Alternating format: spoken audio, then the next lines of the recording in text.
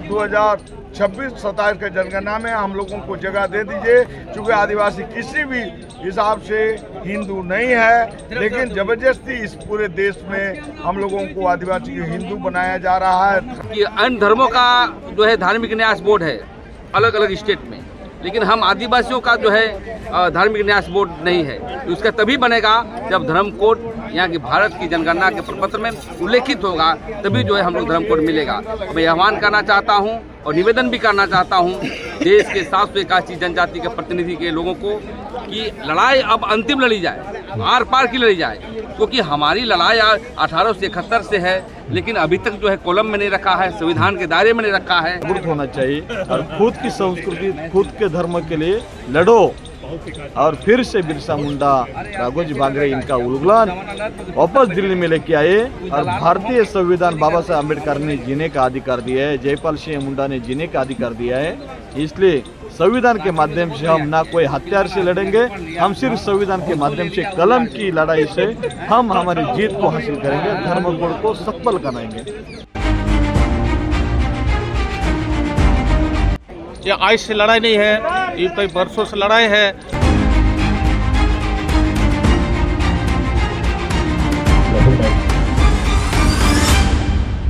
आदिवासी हैं, हमारे भारत के राष्ट्रपति भी आदिवासी हैं, फिर भी पुतले जैसे बैठे हुए हैं, कुछ बोल ही नहीं रहे हैं। हम अपना आवाज उनके तक पहुंचाना चाहते हैं।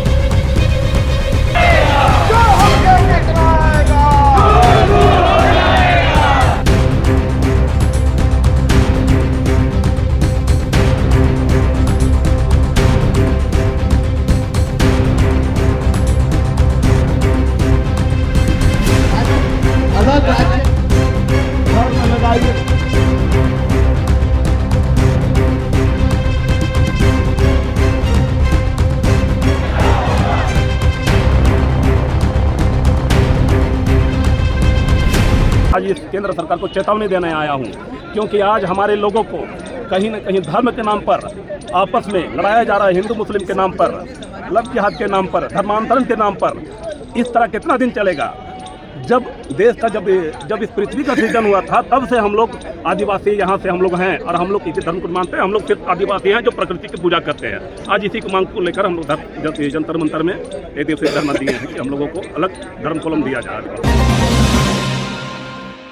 इस वक्त मैं मौजूद हूँ एक दिवसीय धरना प्रदर्शन में। यहाँ पर झारखंड से प्रेमसाई मुंडा, महाराष्ट्र से लकीबाई यादव और मध्य प्रदेश से भुवन कोराम, जो अखिल भारतीय आदिवासी तस्वीर में देख सकते हैं, सभी धर्म कोड की मांग को लेकर आए थे। सीधे जुड़ेंगे प्रेमसाई मुंडा जी से। आज धर्म कोड की मांग को लेकर आप लोगों ने जो धरना दिया, क्या कोई संदेश देना चाहेंगे? हम लोग यही संदेश देना चाहते हैं कि पूर्व घोषित कार्यक्रम के अनुसार पूरे देश के लोगों को हम लोग आज जंतर मंतर बुलाए थे, जिसमें से झारखंड, महाराष्ट्र, मध्य प्रदेश, छत्तीसगढ़, गुजरात, उड़ीसा, आसाम, सभी आदिवासी जो 781 जनजाति के प्रतिनिधि शामिल हुए हैं। हमारी सदियों से मांग रहा है कि आदिवासियों का धर्म कोड अलग से दी जाए, लेकिन देखते हैं कि जितने भी राजनीतिक पार्टियां हैं, बीजेपी हो, कांग्रेस हो, अन्य पार्टियां, ये राजनीतिक षड्यंत्र के तहत हम आदिवासियों को धर्म कोलम नहीं देना चाहता है।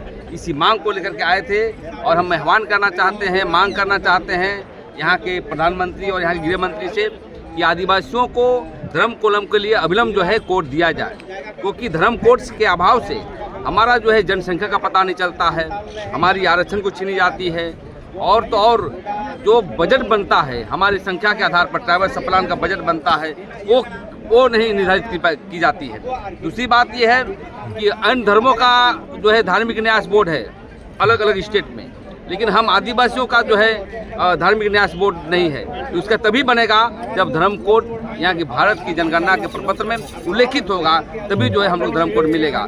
मैं आह्वान करना चाहता हूँ और निवेदन भी करना चाहता हूँ देश के 781 जनजाति के प्रतिनिधि के लोगों को कि लड़ाई अब अंतिम लड़ी जाए, आर पार की लड़ी जाए, क्योंकि हमारी लड़ाई 1871 से है, लेकिन अभी तक जो है कॉलम में नहीं रखा है, संविधान के दायरे में नहीं रखा है। तो ये बहुत कोई हम लोग आकर के, जितने भी समाज के प्रतिनिधि लोग आकर के आंदोलन को तेज किए और आने वाला समय में मील का पत्थर साबित होगा।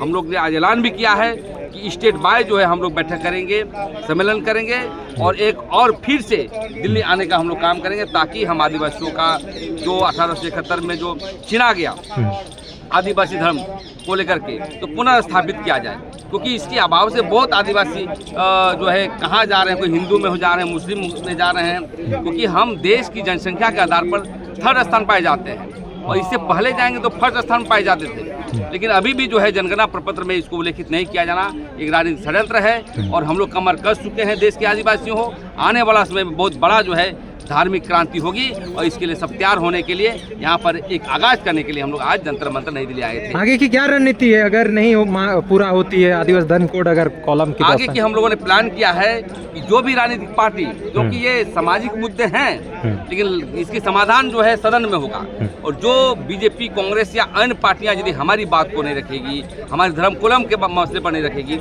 इसका बहिष्कार करेंगे। और झारखंड में जो बहुत सारे जो है लोहा कोयला चलता है उसको हम लोग नाकेबंदी करने का काम करेंगे। छत्तीसगढ़ में जो है लोहा कोयला होता है उसको नाकेबंदी करने का काम करेंगे। और क्योंकि देखिए हमारा जो जीवन है संघर्षशील है, बिना संघर्ष का आज भी कोई की समाधान नहीं हुआ है, इसलिए आंदोलन को हम लोग जारी रखेंगे। ठीक है, अभिदेव प्रेमशाही मुंडा क्या कहेंगे? कुछ ही दूरी पर सांसद हैं, आर्चिर सीट से जीतने वाले सांसद भी वहीं पर रहे, क्या उन लोग आप लोगों की आवाज़ को प्रखरतापूर्वक नहीं रख रहे सदन में? देखिए, पिछले हजारों साल से जल जंगल जमीन की लड़ाई, अपने हक अधिकारों की लड़ाई है, आदिवासी समाज लड़ते आ रहा है, लेकिन उनके प्रति देश में कोई भी सरकार संवेदनशीलता से एक्टिव नहीं हो रही है। तो इस बात को लेते हुए इन सांसदों का और इन विधायकों का जो हमारे क्षेत्रों से जीत के जाते हैं, इनका पूरा समुदाय जो हमारा आदिवासी समुदाय है वो बहिष्कार करना चाहिए, उनका विरोध करना चाहिए और उन्हें जवाबदेही बनकर एक कटघरे में खड़ा करना चाहिए कि 75 साल से हमारे हक अधिकार छीनने वाली पार्टियों में रहकर आप उनका ही सहयोग कर रहे हैं। इसका मतलब ये है कि आप जो समाज के अधिकारियों का जो हनन कर रहा है उनका साथ दे रहे हैं, तो आप भी कहीं ना कहीं इसके जिम्मेदार हो। इसके लिए आप अपराधी हो, मैं तो अपराधी कहना चाहूँगा, क्योंकि हमारे ही पैर हमारे ही गर्दन पे छुरी चलाने का काम सरकार कर रही है और उनके साथ मिलकर ये उनको सहयोग कर रहे हैं। तो ये सारी जो गतिविधि जो हो रही है इसको रोकने के लिए और हमारे जो सांसद और विधायक जो है अपने हक अधिकारों के लिए, चाहे वो अपने पार्टी का विरोध करना पड़े तो उनसे करने के लिए हमारे लोगों को सामने आना पड़ेगा और उनको मनवाना पड़ेगा, उनके पीछे जाना पड़ेगा और सरकार को दबाव डालना पड़ेगा कि सरकार हमारे जो हमारे अंग्रेजी शासन में हमको जैसे जो कॉलम था उसको पुनर्स्थापित करे। जो 1961 में जो हमारा कॉलम खत्म किया गया उसको पुनर्इंस्टॉल करे। हमें कोई नई मांग ना मांगते हुए, क्योंकि नई मांग मांग रहे हैं तो तरह तरह से जो षड्यंत्र सरकारें कर रही है उसका जवाब जो आ रहा है, जिसके कारण उसको रद्द करते हुए हमारे पूरा पुनः रीइंस्टॉल करें, ऐसी हमारी मांग है। और सरकारों को चेतावनी दी जाती है कि आने वाले जो चुनाव में है तो वो चुनाव भी उन पार्टियों का हम लोग बहिष्कार करेंगे और आदिवासियों को जो हक अधिकार है उनको वापस लेते हैं। अभी